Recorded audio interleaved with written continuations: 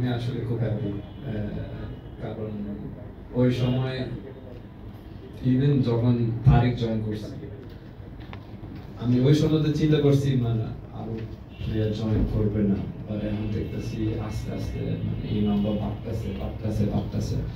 So এইটা আমি মনে করি এটা দেশের জন্য ভালো হবে। 2-3টা প্র্যাকটিস হয়ে গেছে অলরেডি। কোচ যেটা বলছে হামসা গতকাল জয়েন করছেন, কালকে আবার সমিত জয়েন করবে।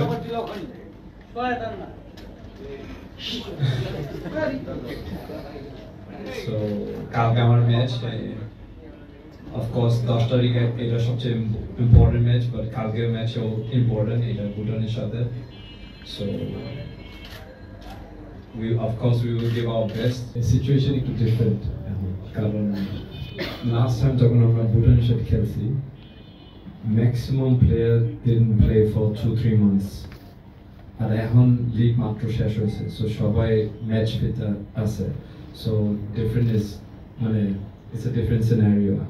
আমি আসলে খুব হ্যাপি, কারণ ওই সময় ইভেন যখন তারিক জয়েন করছি, আমি ওই সময় তো চিন্তা করছি মানে আরো প্লেয়ার জয়েন করবে না, বাট এখন দেখতেছি আস্তে আস্তে মানে এই নাম্বার বাড়তেছে।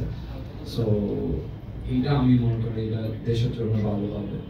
অফকোর্স লোকালের ওরাও খেলবে, বাট আপনি যদি দেখেন সবচেয়ে বেস্ট এক্সাম্পল হচ্ছে ফ্রেঞ্চ টিম, ম্যাক্সিমাম প্লেয়ার বাইরে।